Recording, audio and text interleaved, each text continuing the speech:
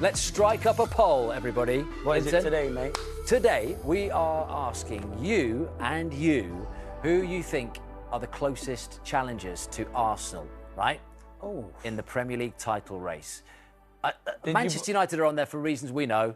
Because that's banter. Who's putting Bournemouth? Me. Bournemouth second in the table. Yeah, they should. Not put the team at second in the table after 9 games. When are we supposed to judge the season? It's 9 games in. They said that about Palace 2 weeks ago, and it can easily change. You didn't laugh at Spurs. I put Spurs in as well. I'm laughing at Spurs as well, and I'm laughing at Chelsea. Why would you laugh at Tottenham? Could this not be the season? Arsenal, we've shown, they have bottled it, Clinton. Yeah, I don't think it'll be the season. Let's just pretend that they bottle it again, which will be quite funny for the Tottenham fans, right? You're enjoying that. So if they do bottle it, who would be in the mix for you? But why you put Man United ahead of Liverpool? Well, who do you think put United? And 33% of people agree. That's our little producer. Little silly little man who produces the show, Bilal. He thinks Manchester United. Super excited this week, hasn't he, mate? I think Tottenham should be in the equation. 0% so far, but Chelsea are in there. So come on. You said Liverpool pre-season. You said they were going to win the title. To Liverpool. You still think Liverpool are going to win the league? I can't change it. It's coming to the when I saw you on November. Sunday at Villa Park, you said it was going to be Arsenal. No, I didn't say it was. So let's not have any secrets off the air. Well, let's not. What I tell you at the ground is not always what I'm going to tell you here. Okay. And let's not tell lies. Should that stay secret? No, they're not secrets. What I'm going to tell you now is I never said that. I've always said Liverpool. Ask me again, Christmas, January. So you think Arsenal... I can't change that early because they've been on a bad Arsenal road. The closest to Liverpool then? Yeah, 100%. Yeah, and you know that being a Man City fan because you had to witness that on the weekend.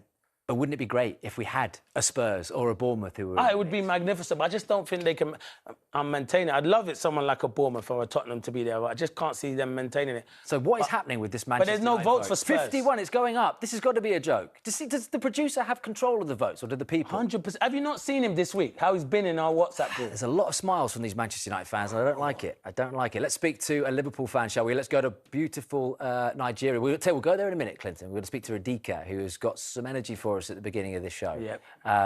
But before we go there, where are we going to go, Clinton? You tell me. You tell me. You tell me. It's a VT somewhere, but where are we going? This is Adika in Nigeria. Check him out.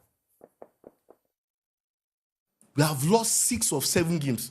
6 of 7 games since 1902. We have never lost 6 of 7 games. Do you understand how crazy that is? Listen to me. Since 1902, that is before World War I. That is just 10 years after Liverpool was founded. So if Arne Slot was managing us, by that time, Liverpool would have packed up. By now, they'll be using Liverpool, I don't know, maybe as a train station or as a pub in Europe, in England.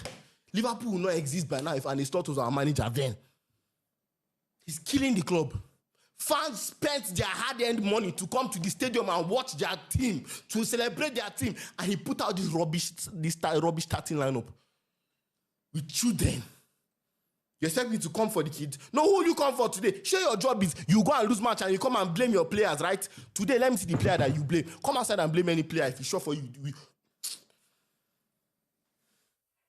Adika, what do you make of that, Clinton? Hopefully we're going to catch up with him in Nigeria. But Slot is killing the club. How short memories do these Liverpool fans have? Very short memories. I understand his frustration, and Slot is making a lot of excuses at the moment.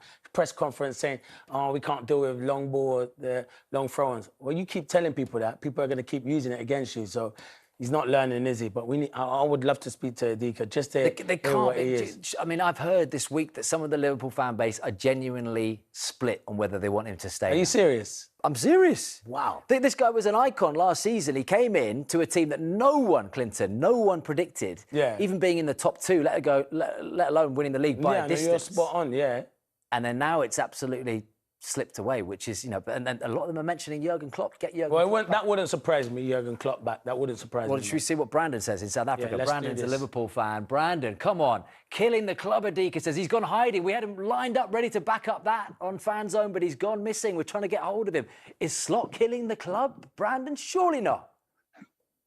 No. I would not go that far. And in terms of Klopp coming back, I'm not one of those fans asking for Klopp back. I still trust in Slot. I will never ask somebody to lose their job. And I trust Slot. It's still early days, although we need to learn to adapt because it seems like we have one way of playing, and if a team goes long, we're screwed. That's what it feels like right now.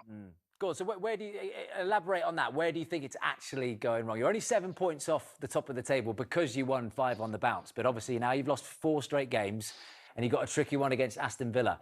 With all the signings, I mean, look, it was hard not to get excited, even as a neutral, to see how Liverpool would be playing, Clinton. Yeah, with the signings definitely. it's hard to really pinpoint what the fall-off has been down to.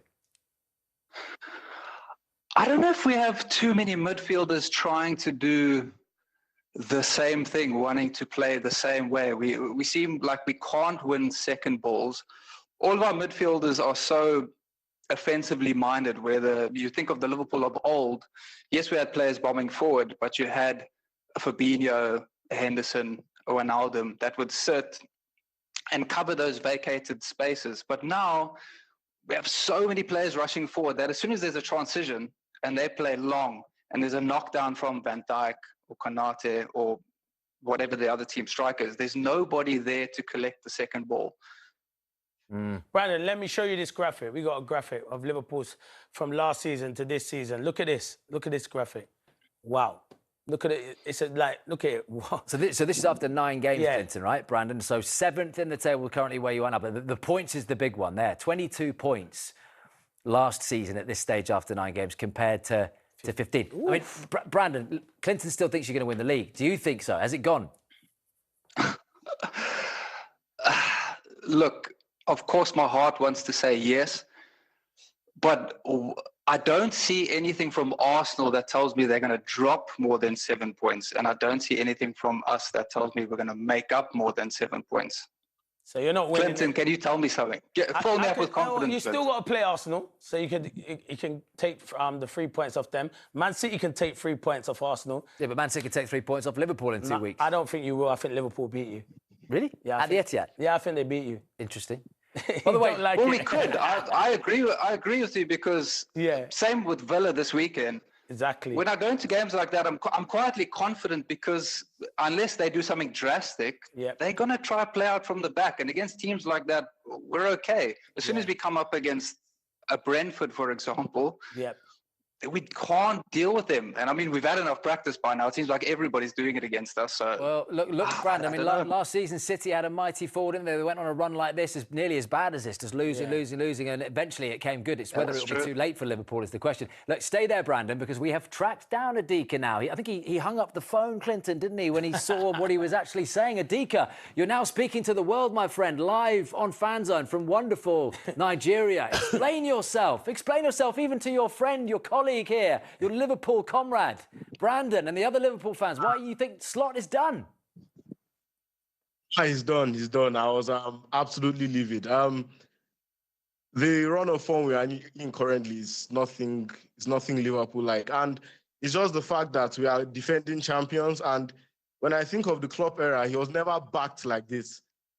This guy was backed to the point where I think we doubled the amount of money ever spent in the summer transfer window. We doubled that.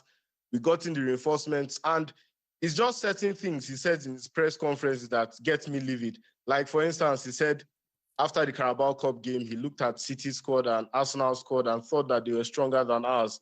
I was like, you are given a whole lot of money to spend. Why will you come outside and say something like that? We have looked tactically inept for the last 9 months or so. It's not about the losses even. It's about the manner of losses. Our build-up. So listen, Adika, let me stop you there. So last season, what Arne Slot done, that just goes under the carpet. You forget about him. You want to get rid of him because he's had a bad little run of games. That's ruthless. He would be a ruthless chairman. Where's the loyalty in football? And also, one other thing, I want to show you their next 4 games coming up. How many points do you think you're going to get out of these? Wow, you're not. The Real Madrid thing is obviously Champions League, but in the Premier League, wow, that is tough. Go on, Adika. Out of 12, what are we getting there? This is me being positive. I think we get a draw against Villa. I think we lose against Madrid because for some reason Anfield has lost its aura. That is one of the most painful things about this run. I think the loss against Manchester United had my head in Pluto. Then I think it's going to be a draw against Nottingham, and what was the game in between? Man City away. City at the Etihad, nice one. I think Haaland might finally have his field day against Liverpool. Brandon, come on. So when you've looked at that hold list on there... before you go to Brandon. Basically, Adika's saying Liverpool are getting 2 points from all of that. The title's over then. I might as well give up as well. But if they do get 2 points from that, Brandon, not that we're in the business of trying to put any heat on managers. If Slot picks up 2 points from 12, or albeit in different competitions there as well with the Champions League, that heat will be getting hotter. It would be, but apparently there's talks of him getting a new contract as well. So I don't think Slot is going anywhere. I wouldn't be surprised if we beat Villa. I wouldn't be surprised if we beat Madrid.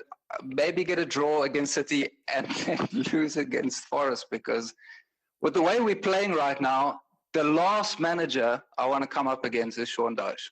Yeah, true. It's like it will be a field day for him. True. I mean, look, Adika. So you've already absolutely hung Arne Slot out to dry there. What about Alexander Isak? Let me throw your number 9 at you, because he hasn't scored a goal in the Premier League after costing I don't know what the transition. Not playing tomorrow. He's not playing tomorrow. Well, 99.9999% not playing is what Klopp said. So we assume he's not going to play against Aston Villa. What about the criticism for him? You know, he's not scoring the goals that Slot needs. I'm going to be honest.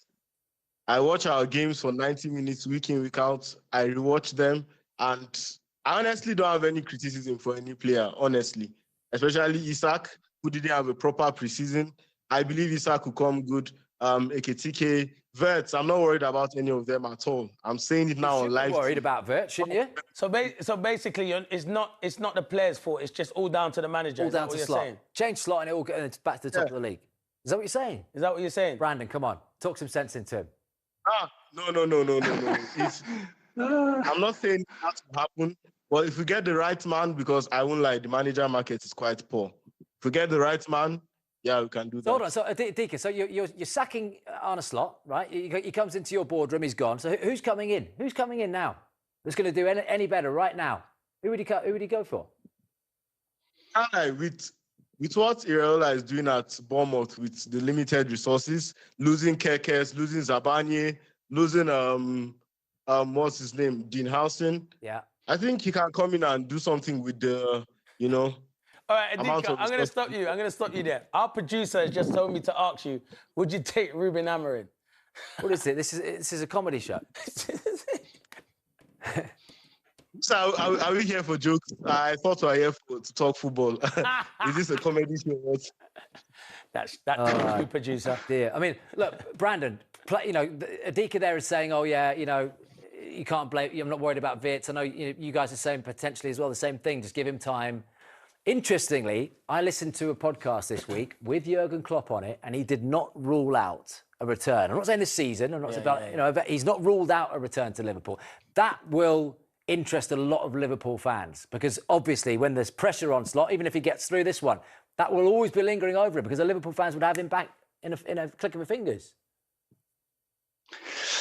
Oh, but I can't say that, because if I say that, then that means I also then think that Slot deserves to be sacked, basically. And I don't think that. Look, the way that I do things personally, everybody's different. I wouldn't say something here that I wouldn't say to somebody's face. Would I stand in front of Slot right now and tell him that he deserves to be sacked? Absolutely not. So I'm not going to do it here.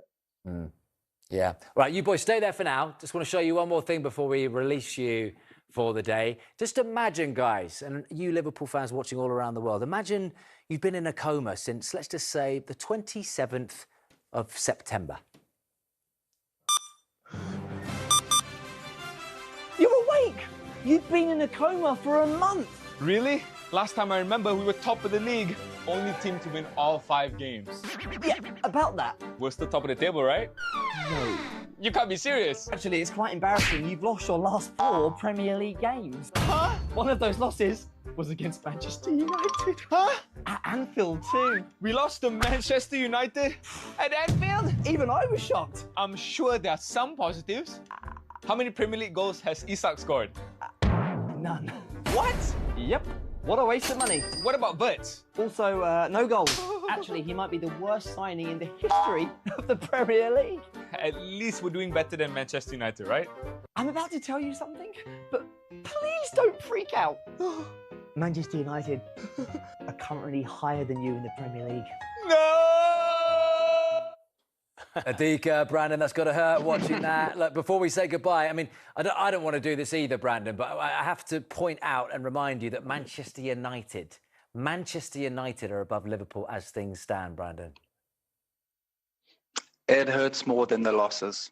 I cannot lie. Just knowing that there are Man United fans walking around right now with smiles on their faces. I might go into a coma. No joke. If Arsenal win the league, I will go into a coma and I'll wake up when the celebrations are over. Adika, so come on, you're praying if you don't do it, if Liverpool don't win the league, you can't have Manchester. Imagine Manchester United did it this season. You've got to be praying for Arsenal, right? For an Arsenal win. City, I need a miracle from City.